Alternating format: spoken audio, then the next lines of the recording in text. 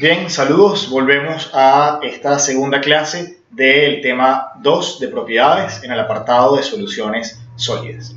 Entonces, la clase pasada hablábamos de qué son las soluciones sólidas, de qué son las aleaciones, de los diagramas de fases y una introducción breve a los diagramas de fases y qué información podía ser de utilidad que pudiéramos sacar del diagrama de fases. Por ejemplo, la tarea que tuvieron de si el magnesio puede ser utilizado para construir naves espaciales.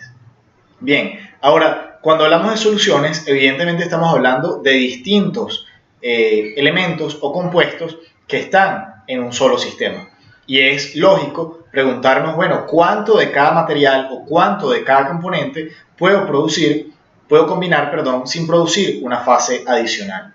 Esto lo hemos visto cada vez que hablamos de soluciones en nuestras materias de química que hemos visto en el pasado, es sin duda un elemento fundamental. ¿Qué tanto de un componente se puede disolver en otro?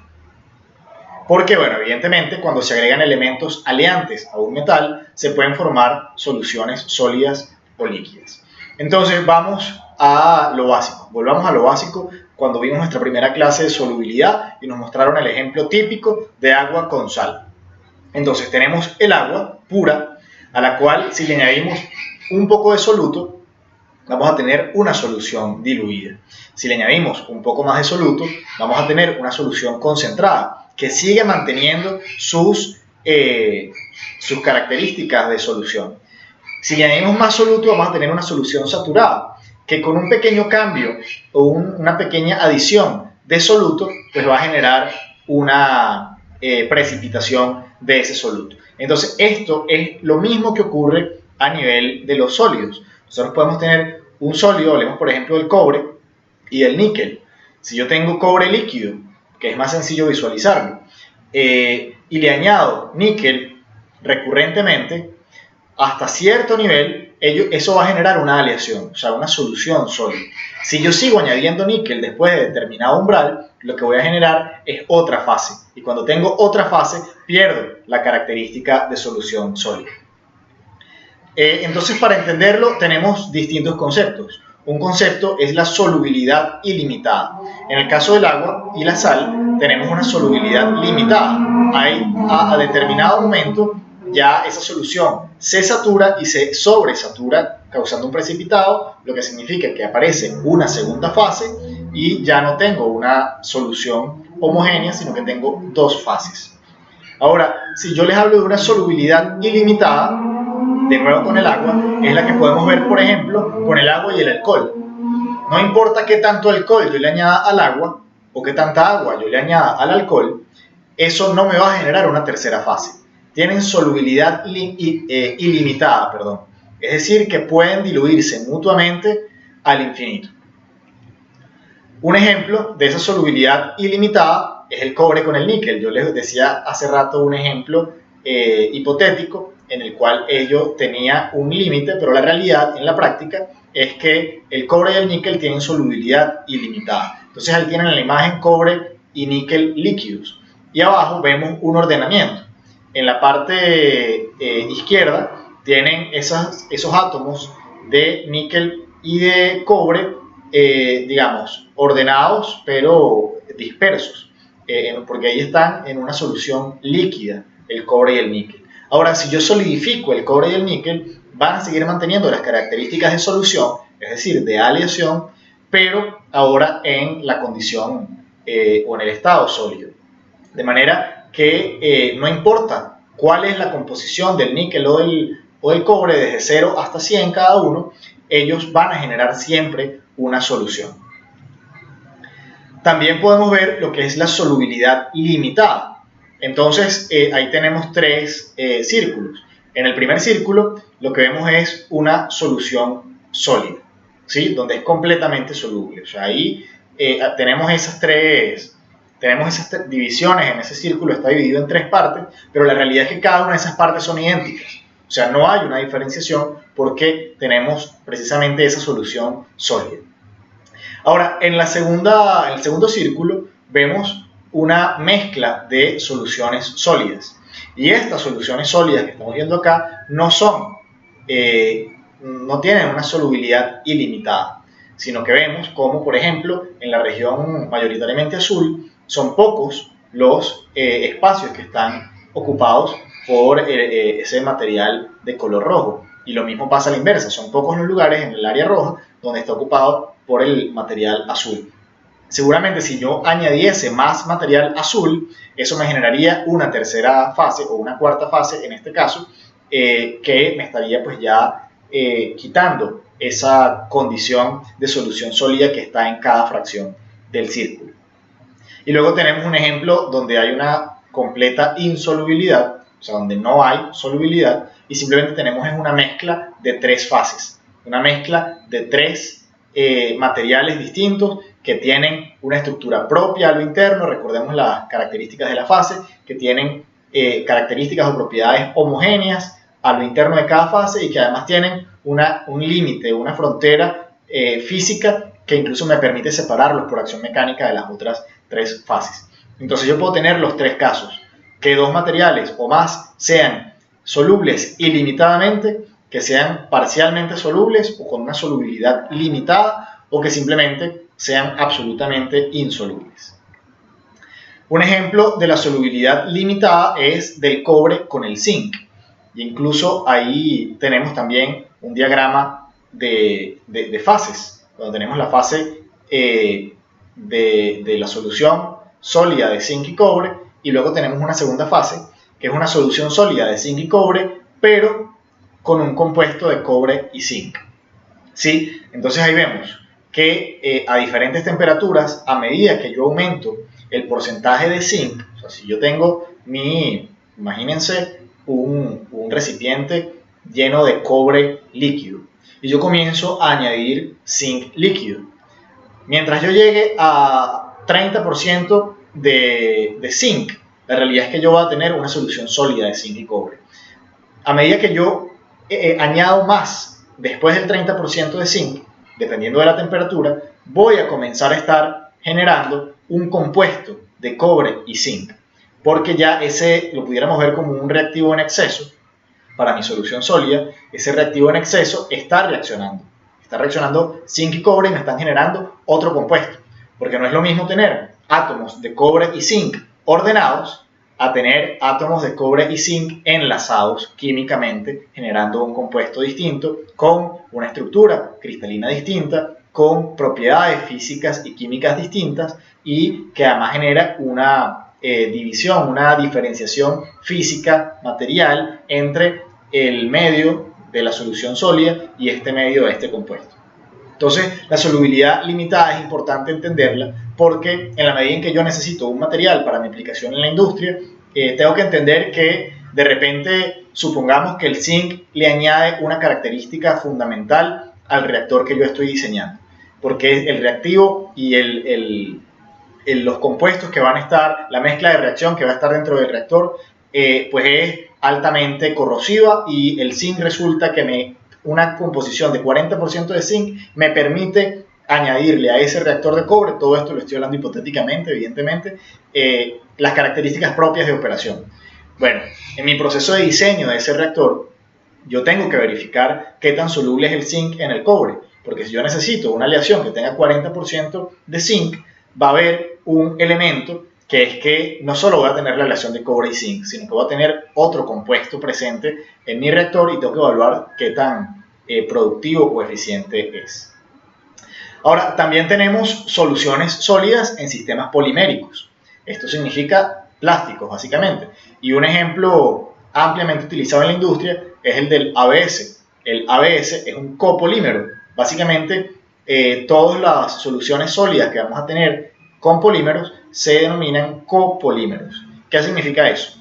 Que vamos a tener el monómero, en este caso de ABS, de acrilonitrilo, el monómero de butadieno y el monómero de estireno, y ellos se van a combinar de manera que mi polímero no va a ser de un solo monómero que se replica, sino de monómeros distintos que se replican a lo largo de mi cadena y que además le generan unas características propias a ese sistema polimérico o a ese copolímero. Entonces ahí a mano derecha, en la parte de arriba, ven cada uno de estos monómeros, cómo se enlazan. Evidentemente ya están ordenados ABS S de styrene en inglés.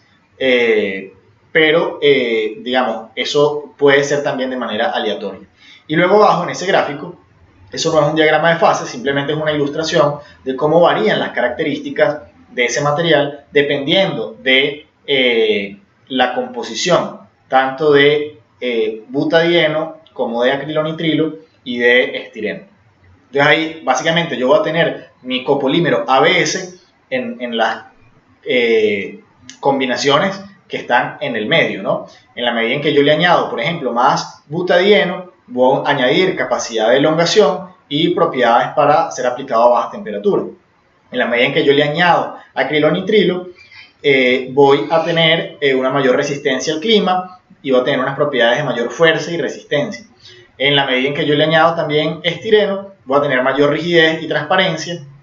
También lo hago más económico y le doy pues esa rigidez propiamente dicha. Y si le añado también butadieno, además de lo que habíamos hablado de la capacidad de elongación y propiedades de baja temperatura, voy a tener también una dureza importante. Entonces ahí yo tengo gomas, tengo materiales y fibras de moldeo, tengo otros tipos como el SBR, el IPS, cristales, etc. O sea, dependiendo de la cantidad o de la presencia de cada uno de mis monómeros en mi copolímero, eso le va a transmitir o a imprimir unas características distintas al material que yo necesito usar, y de ahí la importancia.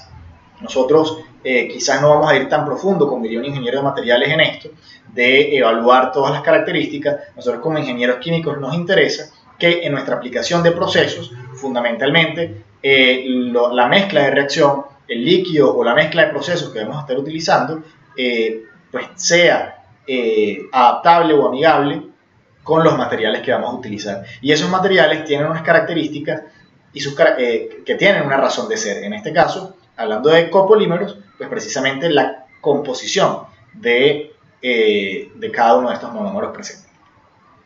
Bien, esto es importante. Una solución sólida no es una mezcla. Una mezcla es una cosa y una solución es otra. Y así como lo sabemos y lo tenemos claro en soluciones líquidas, que son las que usamos más diariamente o más cotidianamente hasta ahora, también tenemos que tenerlo claro con las soluciones sólidas. Porque una mezcla contiene más de una fase, cuyas características se mantienen cuando se forma esta mezcla. Yo puedo mezclar sal y arena y voy a ser capaz de diferenciar un grano de sal de un grano de arena. Si yo tengo una solución sólida, yo no soy capaz de separar, mira, este átomo es de cobre y este es de níquel. Ellos están unidos en una solución que le imprime o que le transmite a ese sistema las mismas características físicas y químicas de manera homogénea. Entonces, esto es importante incluso a la hora de hablar. No hablemos de una mezcla cuando estamos hablando de una solución sólida. Bien, para que una solución tenga solubilidad ilimitada, evidentemente hay unas condiciones que se deben cumplir. Estas condiciones las conocemos como las reglas de Hume-Rothery. Básicamente son 4. De manera que para yo tener solubilidad ilimitada, tengo que cumplir estas 4 características. La primera es el factor tamaño, es decir, los iones o los átomos que forman parte de mi solución tienen que tener un tamaño semejante. Poniéndolo en términos llanos, que la diferencia de tamaño o de radio atómico, por ejemplo, no puede ser mayor al 15% entre uno y otro. Lo segundo es la estructura cristalina. Para yo tener solubilidad ilimitada, ambos materiales o ambos componentes tienen que tener una estructura cristalina similar, porque ellos van a generar una estructura cristalina mixta, pudiéramos entenderla así, entre, por ejemplo, de nuevo el ejemplo del cobre y el níquel. Cuando veíamos esa imagen, cómo pasaban del estado líquido al ordenamiento en el estado sólido, ellos están generando ahí una estructura cristalina, que no es cristal de níquel ni cristal de cobre, sino que es un cristal mixto. Entonces, para que ese cristal mixto tenga características estables, ambos átomos tienen que ser capaces de estructurarse de manera semejante. Si no, voy a tener muchas discrepancias, muchas fuerzas interatómicas e intermoleculares que no me van a permitir que se genere una solubilidad ilimitada. Lo otro es la valencia. Los iones deben tener la misma valencia, porque si no me genera los mismos desequilibrios de los que hablábamos con la estructura cristalina. Y lo cuarto es que en términos de electronegatividad tienen que ser también similares, porque si no, un átomo va a tender a digamos, atraer los electrones del otro y eso me va a generar de nuevo desbalances y desequilibrios. Ahora, estas condiciones tienen que cumplirse, pero no necesariamente son suficientes. ¿Qué significa eso? Que yo puedo tener átomos que cumplen estas 4 características, pero algún elemento que no estoy considerando me impide la posibilidad de generar solubilidad ilimitada. Pero en general, estas 4 reglas, cuando se cumplen, nos permiten la solubilidad ilimitada de fundamentalmente metales. Bien, hemos hablado mucho de las concentraciones, de qué tanto de un material puedo tener o qué tanto me genera una tercera fase o una cuarta o una quinta fase. Entonces, cuando hablamos de unidades de concentración, esto ya lo conocemos. Vamos a tener fundamentalmente 2. El porcentaje peso, que se calcula simplemente con la masa de A, supongamos que tenemos una relación A-B, la masa de A entre la masa total por el 100% me va a dar el porcentaje en peso de A. Y cuando hablo de porcentaje atómico, tengo que dirigirme directamente a los moles. Los moles, en este caso tenemos una relación de entonces la concentración atómica o el porcentaje atómico de D va a ser los moles de D entre los moles totales de mi solución por el 100%. Importante cuando hablamos de átomos, no es calcular la cantidad de átomos como hicimos en algún tema anterior, sino vamos a valernos con los moles. Bien, esto es un ejercicio que los dejo de tarea también. Simplemente tienen que, basándose en los conceptos que vimos en esta clase, predecir. Esto es una apuesta prácticamente. No hay que hacer ningún cálculo, pero sí hay que aplicar los conceptos que acabamos de ver. Entonces simplemente tienen que predecir, va a haber un espacio en el aula virtual para que puedan cargar su respuesta, si la solubilidad va a ser alta, moderada o baja entre el zinc, el plomo, el silicio, el zinc, el plomo y el silicio con el cobre. Es decir, que yo voy a evaluar la solubilidad del zinc con el cobre, del plomo con el cobre y el silicio con el cobre. Ahí en la tabla les presento pues las características de distintos átomos, su radio atómico, su estructura cristalina, su electronegatividad y su valencia. Y un repaso, ahí aparece una estructura cristalina HCP, esa no la vimos a profundidad en la materia, es la estructura hexagonal compacta. Se las presentamos, pero no la estudiamos tanto como las entradas en el cuerpo, en las caras o la cúbica simple. Entonces, para que lo tengan ahí en consideración, esto de nuevo lo cargan en el aula virtual. Entonces, bueno, con esto hemos terminado la segunda parte de la parte de soluciones sólidas, valga la redundancia, de nuestro segundo tema de propiedades de los materiales. Nos seguimos viendo en las siguientes clases. Un fuerte abrazo y espero que le estén sacando el mayor provecho a esta modalidad a distancia de las clases de la materia materiales para ingeniería química.